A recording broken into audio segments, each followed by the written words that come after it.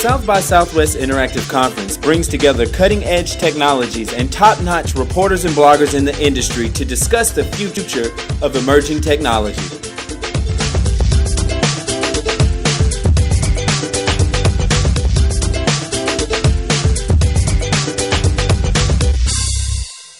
Know who the people are that you're friending. Be careful, if it looks suspicious, then probably it is suspicious.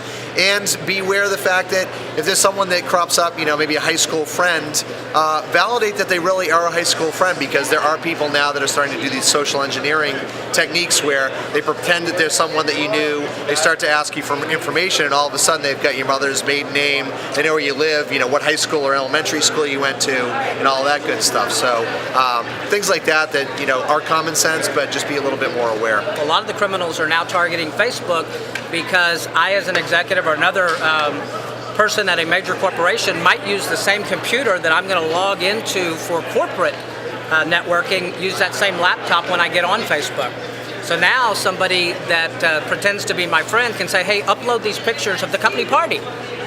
So I click on upload the pictures and it doesn't happen, but at that point in time, their virus is now on my computer, and now every time I log in, they have keylog counters on my computer, and all that is transmitted back to these criminal networks to deal with.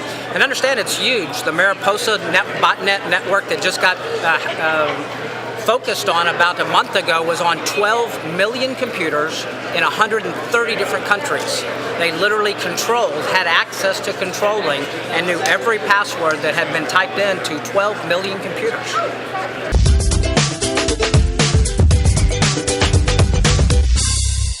One of the big things in social media and security is this trend towards geolocation of everything you do, whether it's a physical device on your phone or computer that tells people where you are, or whether it is you tweeting or leaving on Facebook that, hey, I'm going to be gone for the next 2 weeks, going here, there, or yonder.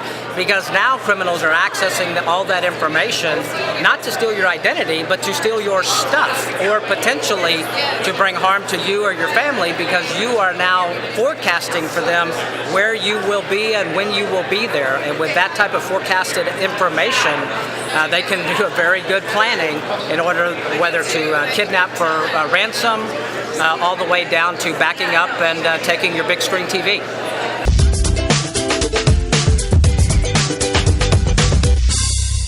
Yeah, I think the biggest thing you can do to protect yourself from a mobility perspective is understand that if you're mobile with a device, it can be lost or stolen.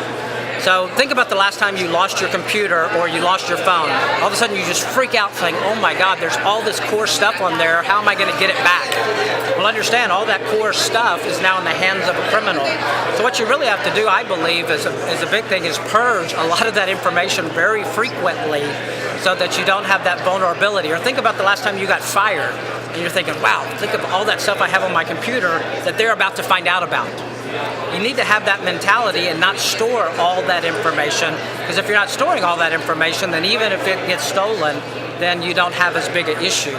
Now that doesn't address the geocoding, so where people know that you are, but from that perspective, I think tweeting about what you have done, or if you're going to tweet, do it in a way that doesn't lead people to see your core vulnerabilities. That hey, I'm going, but there's a big family reunion at my house during that week. Just think about little statements you can add, maybe not always truthful statements, but one, if a criminal network's using bots and sorters in order to figure out where they need to go, that'll get you out of the cache. Geolocation, I think, is the area where people probably will be the most susceptible. There's a ton of value that can come with it, but there's a lot of risk. And so back to the balance, making sure that you're being sort of aware of where you're checking in. I think if you're female, you're particularly susceptible, maybe not to ID theft, but also other issues. So, just be smart about it and don't feel like you have to check in everywhere all the time, and let people know, hey, heading out on vacation for 2 weeks, excited to go to Florida, because that obviously sends off alert bells, right?